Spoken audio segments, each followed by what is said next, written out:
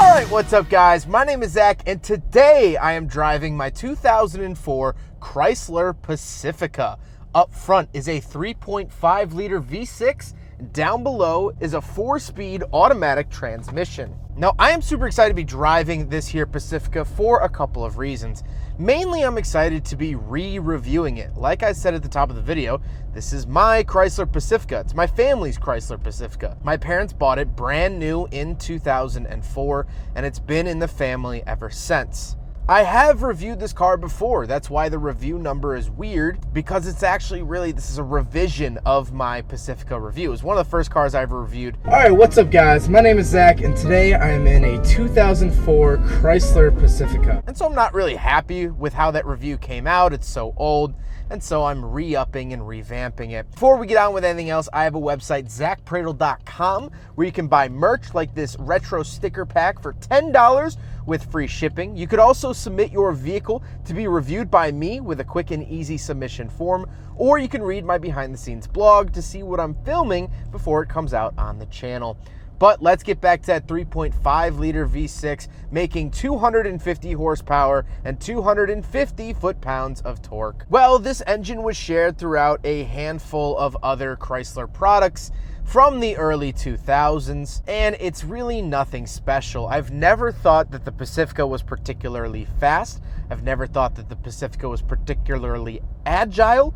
However, later Pacificas did come with a 4-liter V6, if that's something you wanted to upgrade to, but sadly, they never did an SRT6 version of the Pacifica. Like I said, paired to it is an automatic transmission, and this is one of the problems we've started to have with the Pacifica. Every once in a while, and it's becoming more and more frequent, the transmission isn't happy. It'll buck, it'll boot, and just generally not like shifting gears, which is kind of the whole point of a transmission, but what do I know? And so this is a weak point for Chryslers, not only of this era, but pretty much all throughout time. Chrysler has never really had a great transmission setup, and that's evident here in the Pacifica. Has it gone out on us? Knock on fake wood, it hasn't. Not yet. But it becomes less and less comfortable as time goes on. Last but not least, this here Pacifica is front-wheel drive. However, again, later with that 4-liter V6, you could also find an all-wheel drive Pacifica if that's something you wanted. With that out of the way, let's talk about the interior. Well, in front of me, I have a bunch of gauges, but it's so dark that they kind of blend all together. I really like that look. You can't see where the needles are attached to the actual dials, and I've always thought that that was interesting. On the left, I have my coolant temperature and fuel. Then I have my speedometer in the center, and I have my tachometer and odometer off to the right.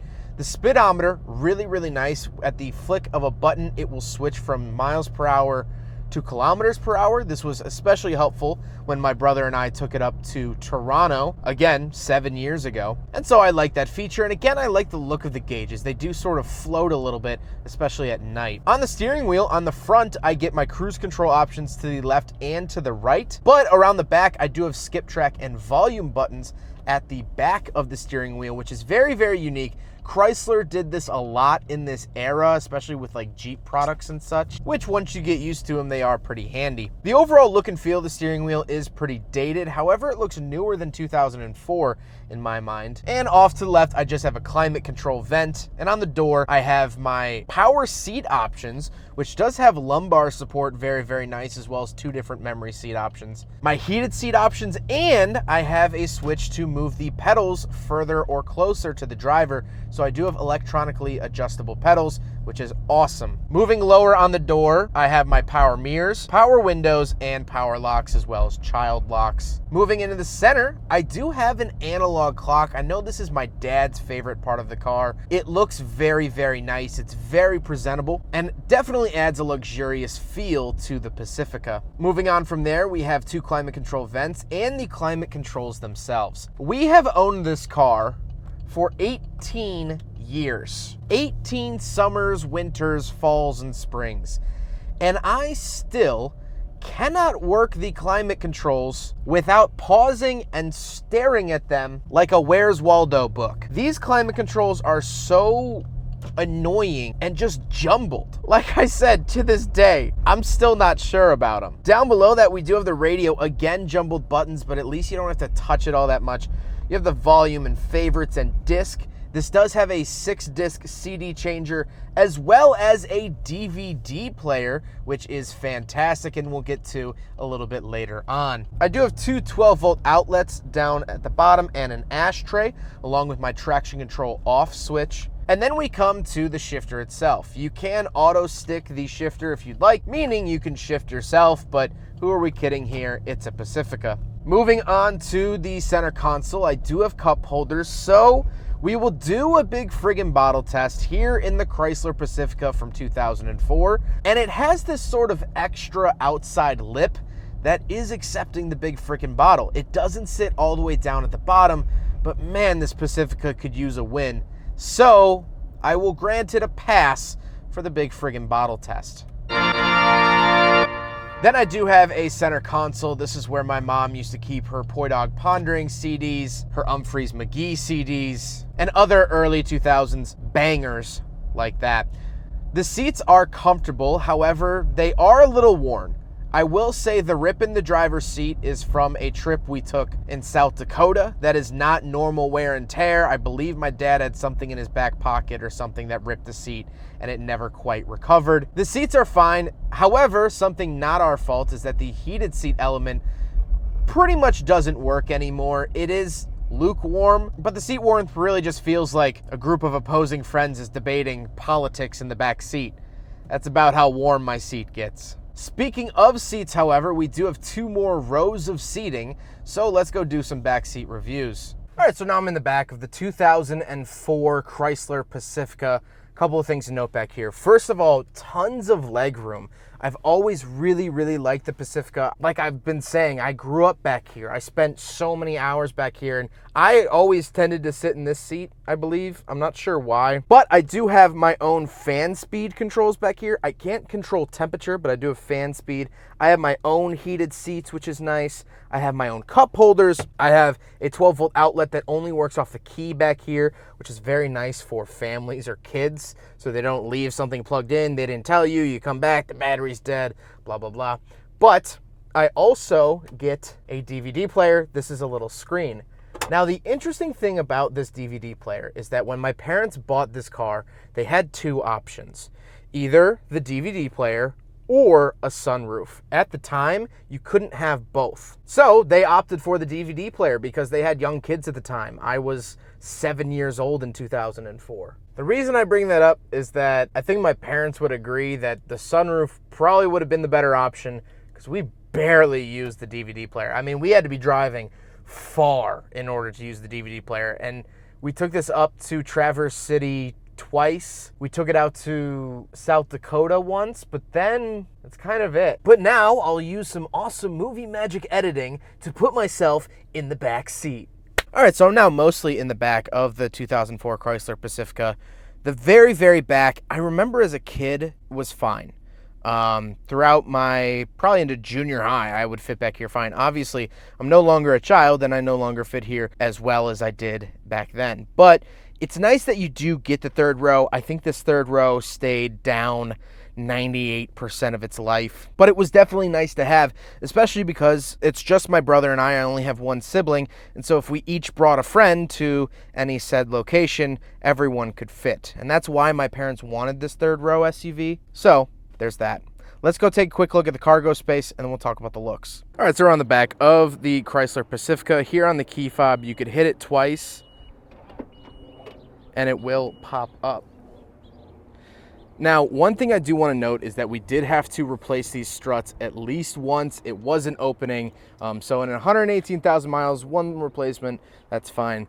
The other thing is that you can hit these, pull these levers down, and move this down. That second row also goes down manually, and you can see there's this square right here. It'll actually fold over and create a completely flat loading floor, which is very nice, and you also get this nice little compartment down here for storage.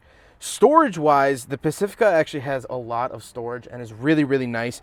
The last probably 3 years since we got our CX-5, this has mainly been used for Christmas tree, as you can see, Christmas tree transportation once a year, snow blowers in the wintertime, and that's about it. So in terms of a workhorse and work vehicle, this thing's been phenomenal with the snowblower and Christmas trees and what have you, because, well, we just kind of throw it in back. Plenty of space back here. I know it moved my brother in and out of college, so cargo space is definitely a big, big plus for the Pacifica. Now we gotta talk about the looks, and I really do think that the Pacifica is a rather handsome vehicle.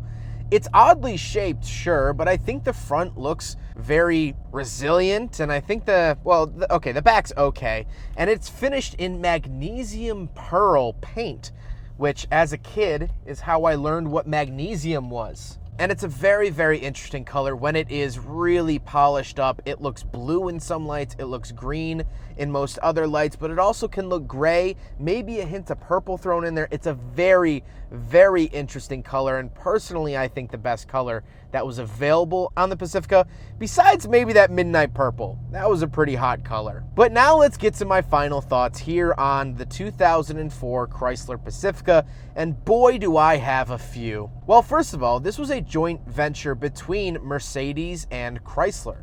This sits on a Mercedes platform. And so this was actually the first vehicle that came out of that relationship. Later, the more popular, more cult classic Chrysler Crossfire came out of that relationship as well, and I've reviewed 2 of those. But this car suffers from the same issue that those Crossfires suffered with, in the fact that auto repair shops don't really want to mess with these. If you take it to Chrysler, they say, oh, that's mostly Mercedes parts. Take it to Mercedes. Well, then you take it to Mercedes, and Mercedes says, no, that's all Chrysler. And so you get stuck in maintenance limbo. Luckily, there's someone a town over that owns a couple of these, and he does the maintenance on this car for us because he knows them. But we lucked out. We've known them forever, and he happens to have one. And speaking of where to find maintenance, boy, has this thing needed maintenance. In the grand scheme of things, it's been a good car. 118,000 miles. I can't tell you too many times that it was held up in the shop. But when it was held up in the shop, it was for something serious.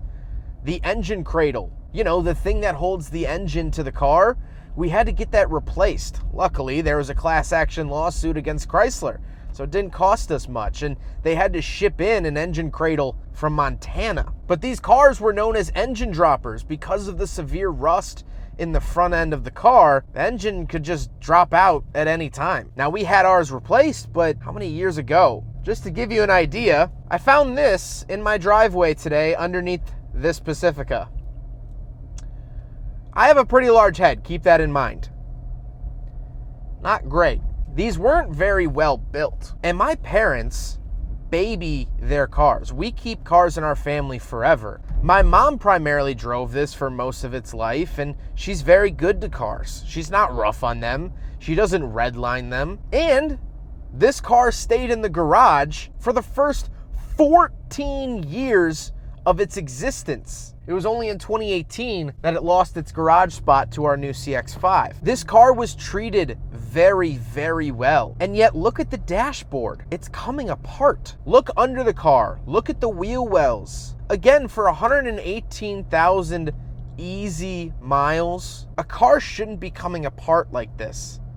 And yet, it's unbuttoning itself. Chrysler themselves even lost money on every Chrysler Pacifica built. They sold every one of these cars at a loss. And so that's why I wanted to re-review this car, is first of all, to redo my previously cringy review, but also the fact that these are quirky, weird, once-in-a-lifetime kind of cars. When Chrysler debuted this vehicle in 2004, we bought the first model year, they said the Pacifica was designed to combine the convenience of a minivan, the elevated position of an SUV, and the handling of a sedan. Well, I can confidently tell you they did one of those. Yes, this sits at the height of an SUV. Is it as convenient as a minivan? Not nearly. Is it as sporty to drive as a sedan? Yes, if a sedan has had its wheels robbed and was left on cinder blocks next to the local Wawa. Then, I guess you could say it handles like that particular sedan. And lastly, my final point about the Pacifica is that I grew up with this car. We took this car up to Michigan several times. Very important trips in my life. We took it out to South Dakota through the Badlands and the Black Hills. Again, a monumental trip for my coming of age story. I took this car to homecoming. I picked up my girlfriend in this car when we first started dating nearly 6 years ago. And being a car enthusiast, I build these bonds with my cars. They become less and less pieces of machinery and more like friends. But I can confidently tell you that I feel nothing for this Pacifica. Over the last 18 years, I have failed to build a bond with it. And when it does finally leave the grasp of our household, I will wave, I will smile, and then I'll walk back inside and get back to work or read a book or, I don't know, probably make dinner or something. That's it. Well, I hope you guys enjoyed the video. Huge thank you to my parents for raising me, giving me a house over my head. I will always be proud of them for buying this. This was their first new car purchase, and that's a big deal. I'll always be thankful for them picking me up in this car. I'll always be thankful that this car was around to be taken places in. But the nuts and bolts themselves, I hope you guys enjoyed it. Don't forget to rate the video, comment on the video, and subscribe if you really liked it. Take care, guys.